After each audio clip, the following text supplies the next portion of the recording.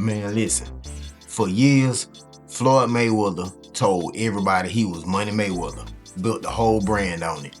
He showed the cars, the jets, the watches, the private lifestyle, but now it's a lawsuit and leaked financial documents that got people asking one question. Did Floyd Mayweather really blow through hundreds of millions of dollars? Man, let's talk about it. Floyd made $750 million in about 90 minutes of work in his professional fights, in his career. We're not even considering the $100+ million he made fighting Conor McGregor and like the $50+ million he made from the other celebrity boxing matches. How do you blow through that money? How are you this broke? This man can't even make payroll. I think this is the part that's shocking everybody. Most people can't even comprehend making $10 million. You know, Floyd reportedly made hundreds of millions of dollars. You know what I'm saying?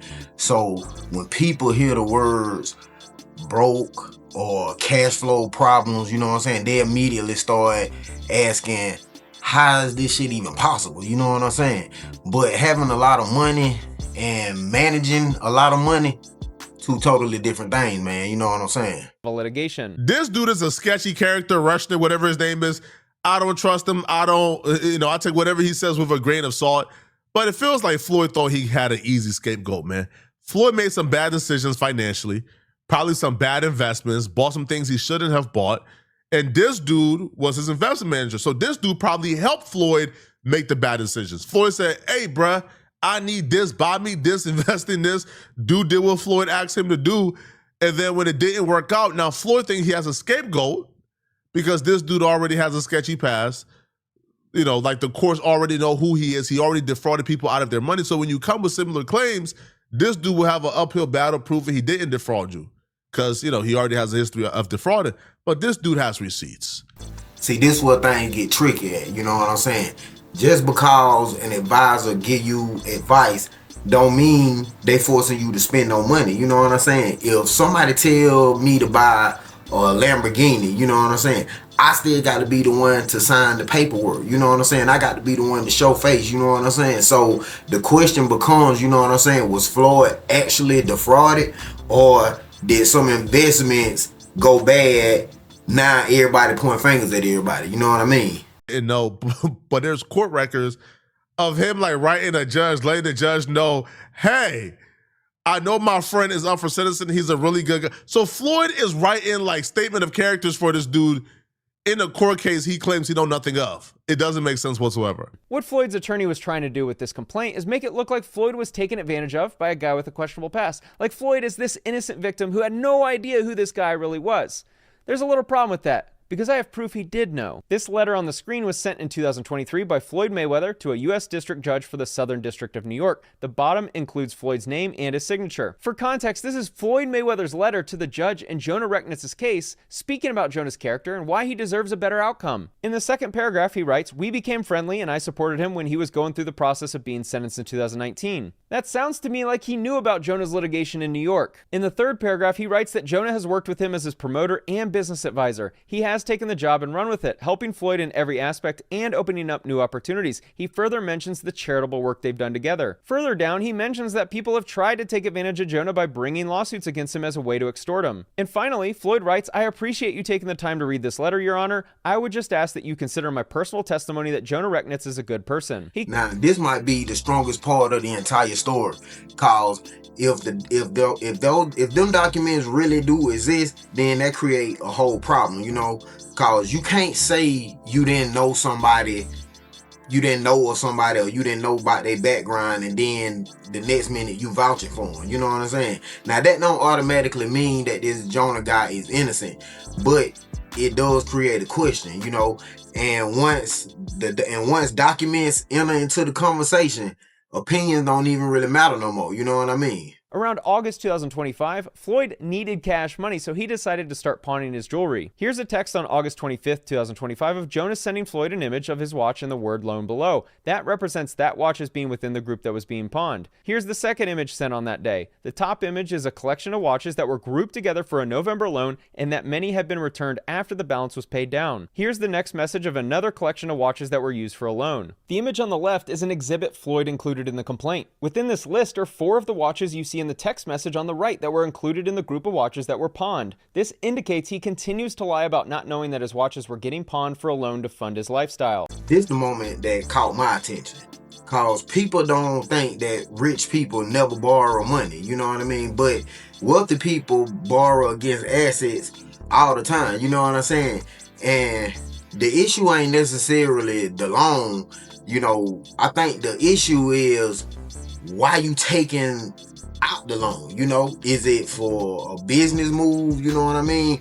Or is it so you can maintain your lifestyle? You know what I'm saying? Them two completely different things, you know what I'm saying? And judging by what we done all seen by Floyd Mayweather, I think, me personally, you know, I think that it's the lifestyle. I think you getting loans so you can keep the image of your lifestyle, you know?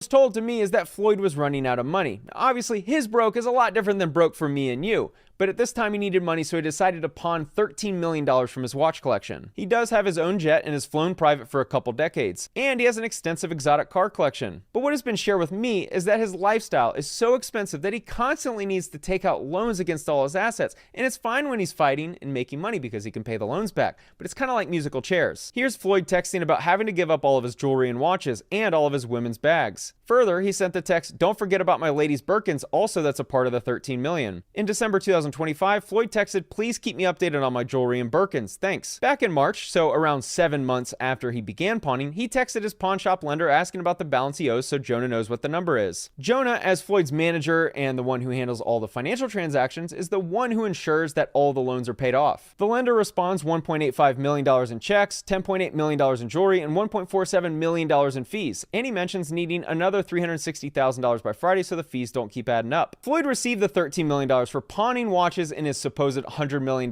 watch collection. Jonah shared with me that people pay up to 3% per month, which is why the fees were so high.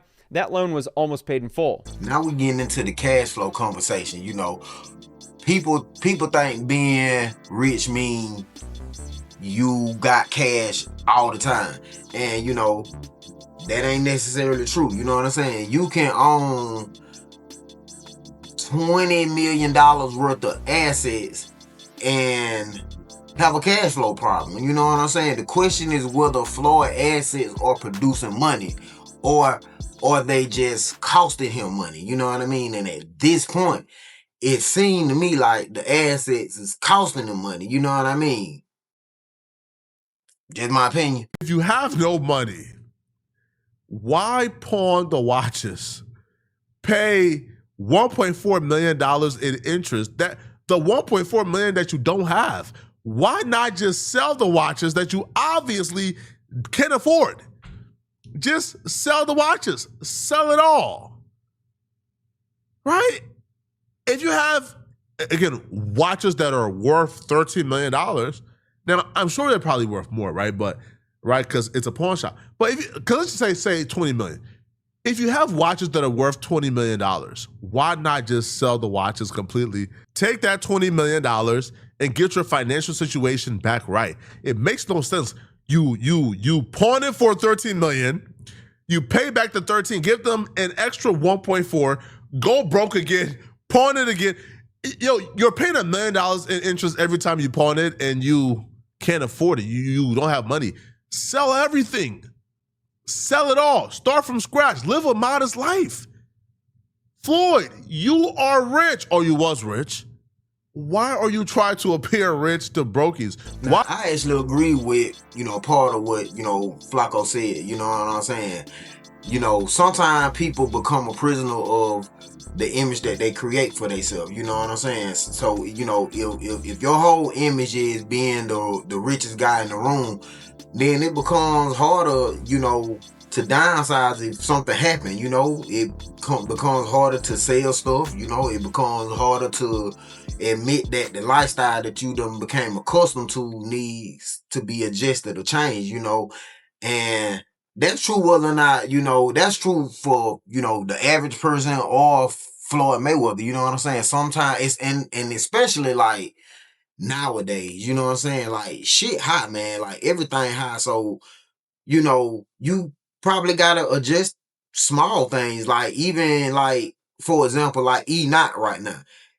It's kind of like becoming a luxury to eat out now because food so goddamn high, man. So, you know, like I say, you know, that's true. You know, the lifestyle adjustment and the downsizing, you know, that's not just for Floyd. That could be for anybody. You know what I mean? Jonah how much Floyd spends every single month on his team, and Jonah estimated around $1 million, which is why he now needs to exit retirement to fight Manny Pacquiao for a payday. One of the other claims is about Floyd selling his jet and not receiving any money. There's mention in the complaint that the block for the purchaser was left blank. What the media misunderstood was that the plane wasn't sold for $1 like the complaint lists here. Here's the actual signed contract, which does list the consideration of $1 and OVC, and you can see Floyd's signature down below. I think what was misunderstood is that the plane didn't actually sell for $1. OVC means other valuable considerations, which means the sale was for more than $1. This happens when private parties don't want the amount known to the public. Here's the text message between Jonah and Floyd. Jonah sent the payoff letter from the lender of his private jet, as well as a letter from Navy Federal Credit Union regarding a $2.787 million payoff. What happened was Floyd took out a large loan against the value of the jet. So when the jet was sold, a large chunk of the money went to pay off the loan and many of his other debts. Here's the payoff demand statement for the jet. Highlighted is borrower named Floyd Mayweather. The total loan payoff is around $2.79 million, and the highlight in the bottom left is the property collateral as the Gulfstream Learjet.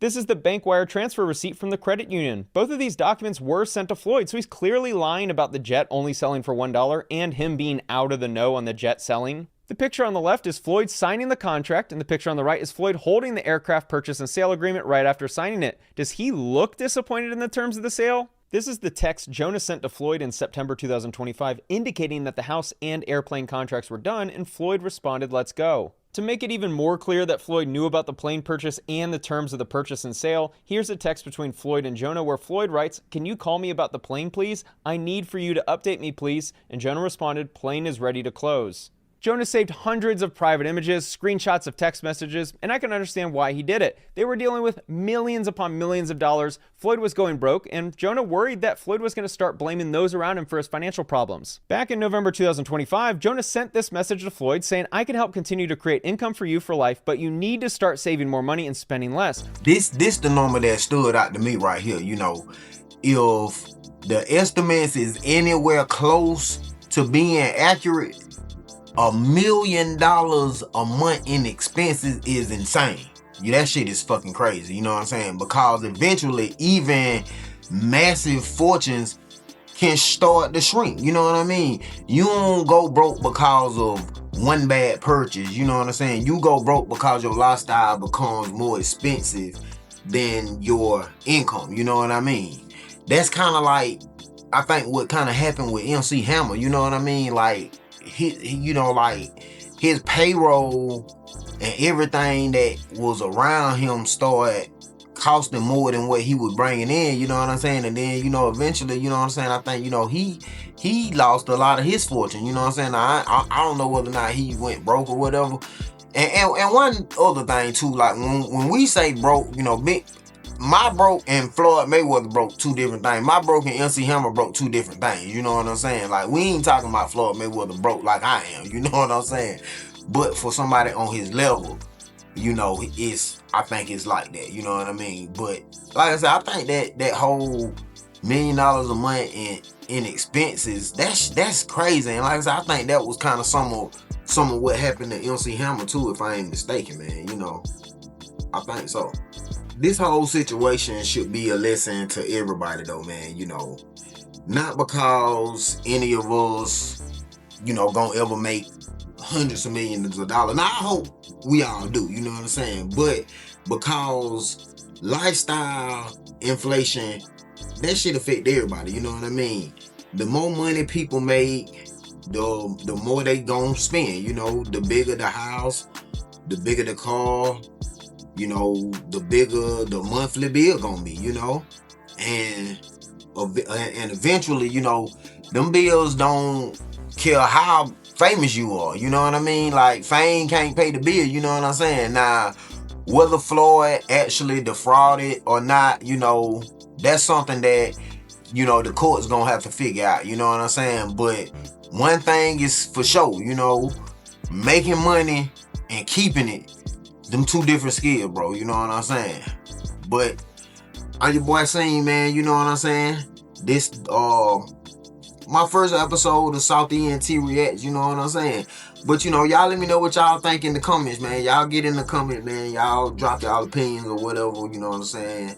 How y'all think, you know, Floyd ended up in this situation, man. You know what I'm saying?